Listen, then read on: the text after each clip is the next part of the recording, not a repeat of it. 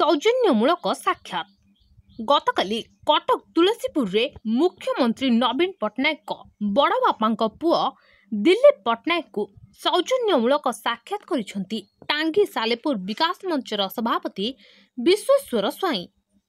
तांकर भल मंद अवस्था विषय रे बुझिथिले एवं दुख मध्य प्रकाश करिसेंती।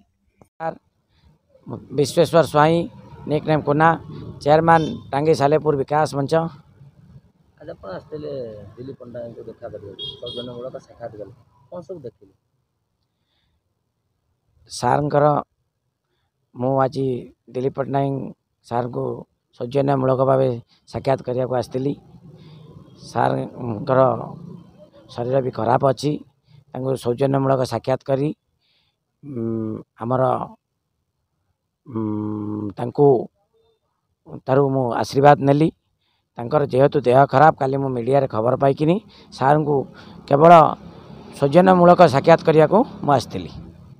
कौन सब देखिले बर्तमान सारंकर अवस्था कौन केमती अछि सारंग अवस्था बहुत खराब देह खराब सेतिपई सार भी उठी पारना आउ सारंग सहित मु भाव विनिमय भी हेली हेले सारंग शरीर खराब हेतु से बहुत समय कथा ही पाइले नहीं से मुझे आशीर्वाद नहीं सौजन्यमूलक साक्षात करी आसिली। विश्वजित दलाईं रिपोर्ट संभव टीवी ओडिया।